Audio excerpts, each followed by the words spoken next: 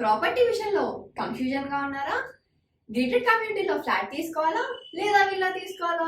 మన పిల్లల భవిష్యత్ కోసం ఓపెన్ ఫ్లాట్ తీసుకోవాలా? మన హైదరాబాద్ లో ఏ లొకేషన్ లో కొంటే మంచి అప్రిసియేషన్ వస్తుంది?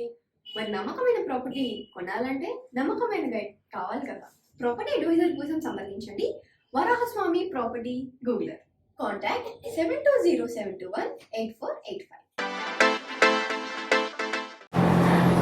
శ్రీ మహాగణాధిపతయే నమః. ఐం మహాసరస్వత్యే నమః. శ్రీ లలితాంబికాదేవియే నమః. ఈ నెల 6వ తారీఖు, ఇది 6వ నెల, గురువారము, అమావాస్య, పంచగ్రహ కూటమి అనేటువంటిది ఉన్నది అని అందరికీ తెలిసిందే. అయితే పంచగ్రహ కూటమి ఉండేటువంటి దాని వలన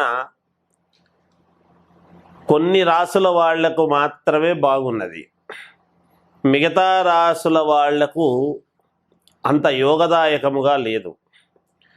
కాబట్టి ఎవరు ఏ పనులు కావాలన్నా, ఉద్యోగాలు కావాలనుకున్నా, ఇంట్లో శుభకార్యాలు కావాలి అనుకున్నా,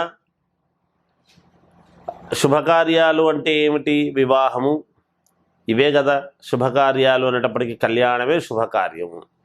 ఇంట్లో అమ్మాయిలకు శుభకార్యాలు జరపాలి అన్నా, అబ్బాయిలకు చేసుకోవాలి అన్నా, లేదా ఉన్నతమైనటువంటి ఉద్యోగంలో ఒక ఉన్నతమైనటువంటి స్థితికి వెళ్ళాలి అన్నా, మనము రెగ్యులర్గా గ్రహస్థితులు ఎలా ఉన్నాయి ఏమిటి అనేటువంటివి చూసుకుంటూ ఉంటాం సహజంగా. అయితే ఈ పంచగ్రహ కూటమి వలన ఉన్నట్టుండి ఉద్యోగము ఇది కావటము, లేదా అనూహ్యముగా ఒక జరగాల్సినటువంటి కార్యక్రమము ఉన్నట్టుండి ఇబ్బంది కావటము, ఇలాంటివి ఏవో కొన్ని ఇబ్బందులు అనేటువంటివి ఉన్నాయి. సరే, ఏదైనా మేము మంచి చెప్పాలి ఎప్పుడూ కూడా. ఎవరిని భయపడించేటువంటి విధానము కానీ, లేదా మీకు అలా ఉంటుంది ఇలా ఉంటుంది అని భయోత్పాతము కలిగించి మనస్సుకు కకావికలముగా ఉండేట్టుగా చెప్పటం అనేటువంటిది న్యాయం కాదు. అయితే ఈ పంచగ్రహ కూటమి వలన మరి గ్రహాలు అన్నీ మేజర్ గ్రహాలు, ముఖ్యమైనటువంటి గ్రహాలు గురు, శుక్రుడు, రవి, చంద్రుడు, బుధుడు అందరూ అక్కడే ఉండేటువంటి దాని వలన మరి అవి ఇచ్చేటువంటి శుభ ఫలితాలు ఎవరికి, ఇబ్బందులు ఎవరికి అనేటువంటివి రెండూ మనము చూసుకున్నప్పుడు మేషరాశి వాళ్లకు బాగుంటుంది, అలాగే కర్కాటక రాశి వాళ్లకు అనుకూలముగా ఉన్నది, అలాగే కన్యా రాశి వాళ్లకు చాలా బాగుంటుంది, వృశ్చిక రాశి వాళ్లకు చాలా బాగుంటుంది, అలాగే మకర రాశి వాళ్లకు చాలా బాగుంటుంది. ఈ రాశుల వాళ్లకు చాలా యోగదాయకముగా ఉంటుంది ఈ పంచగ్రహ కూటమి వలన.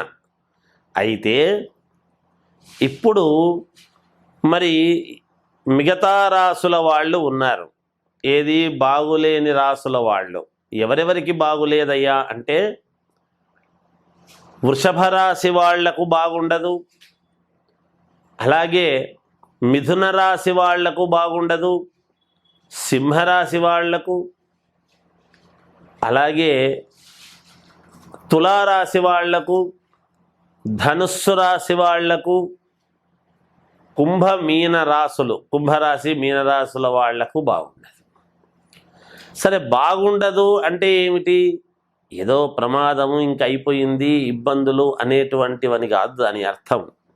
అంటే జరగాల్సినటువంటి పనులు జరగకపోవటము, మాకు మేలు ఉంటుందిలే అని అనుకునేటువంటి వాళ్లకు కొంచెం ఇబ్బందులు కావటము.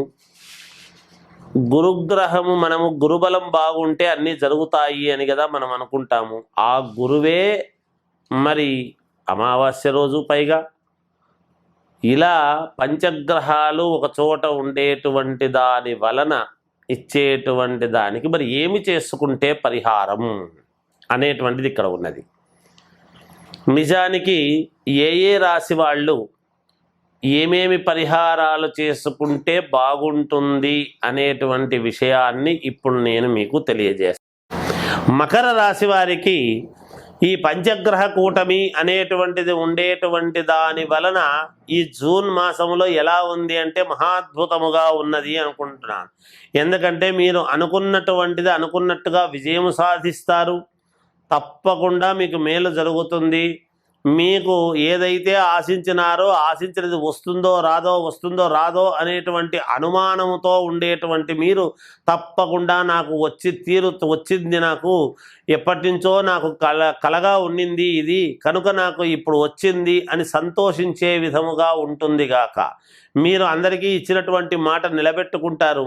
మీరు తీసుకున్నటువంటి మాట ఎవరి దగ్గర అయితే తీసుకొని ఉంటారో ఆ మాటకు కట్టుబడి మీరు చేస్తారు గాక. అనూహ్య ధనలాభము, వాహన యోగము ఇలాంటివి అన్నీ కూడా ఉన్నాయి. ఇంట్లో శుభకార్యం అనుకోకుండా శుభకార్యం అనేటువంటిది జరుగుతుంది.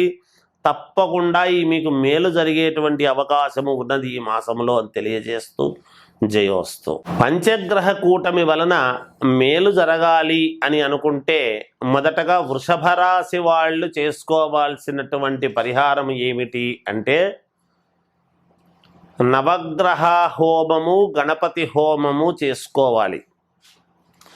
గణపతి హవనము, నవగ్రహ హోమము చేసుకుంటే మేలు జరుగుతుంది గాక. అది వాళ్ళు ఇంట్లో చేసుకోవటమా, లేదా ఇంట్లో వసతి లేదు అని అనుకున్నప్పుడు దేవాలయంలో చేసుకోవటమా అనేటువంటిది మీరు ఆలోచన చేసి, శక్తి గల వాళ్ళు ఇక్కడ ఆలోచన చేయండి. శక్తి గల వాళ్ళు బ్రాహ్మణులు ఇంటికి పిలిచి నవగ్రహ గణపతి హోమము అనేటువంటిది చేసుకుంటే మీకు సత్ఫలితాలు రావటం అనేటువంటిది జరుగుతుంది. ఖచ్చితముగా దాని వలన జరుగుతుంది. శక్తి లేని వాళ్ళ పరిస్థితి ఏమిటయ్యా, మేము హోమం చేసుకునేంత శక్తి మాకు లేదు కదా గురువుగారు, మరి మేమేం చెయ్యము, ఏం చెయ్యాలి అంటే, ఇప్పుడు శక్తి ఉండి కూడా లేదు, ఏముందిలే ఇది చేస్తే చాలే అనుకుంటే ఫలితాలు పోవు. నిజంగా శక్తి లేనటువంటి వాళ్ళు మేము ఇంత ఖర్చు పెట్టలేము, హోమం చేసుకోవాలి అంటే ఎంత తక్కువలో తక్కువ అన్నా బ్రాహ్మణులకు సంభావన అన్నీ ఇవ్వవలసినటువంటి సమయం వచ్చేటప్పటికి కొంచెం ఎక్కువ అవుతుంది. అలా శక్తి లేని వాళ్ళు ఏం చెయ్యాలి అంటే మామూలుగా శనివారము ప్రతి శనివారము కూడా ఈ నెలలో వచ్చే ప్రతి శనివారము నవగ్రహాలకు తిరగటము, ప్రతి మంగళవారము గణపతికి ప్రదక్షిణలు చేయటము, నవగ్రహాలకేమో 21 ప్రదక్షిణ చేయటము, గణపతికేమో 11 ప్రదక్షిణలు చేయటము. ఇది చెయ్యండి. ఆ గణపతి దగ్గరికి వెళ్ళినప్పుడు కాస్త అటుకులు బెల్లము గణపతి దగ్గర పెట్టి తిరగటం. రోజు మీకు చేతనైనన్ని అటుకులు ఒక పిరికెడు కానీ చిన్న బెల్లపు ఉంట కానీ, అలా అటుకులు బెల్లము అనేటువంటివి రెండూ గణపతి దగ్గర పెట్టి గం గణపతయే నమః అనేటువంటి మంత్రముతో తిరగటం ఒకటి. నవగ్రహాల దగ్గరికి వెళ్ళినప్పుడు ఒక కాయిన్ ఏదైనా శనేశ్వరుడి దగ్గర పెట్టి, ఒక కాయిన్ ₹1 కావచ్చు, ₹2 కావచ్చు, మీ ఇష్టం, మీ శక్తి అనుసారం ఒక కాయిను అక్కడ పెట్టి ప్రదక్షిణలు చెయ్యండి. తప్పకుండా మీకు విజయం లభిస్తుంది, మేలు జరుగుతుంది. జయోస్తు.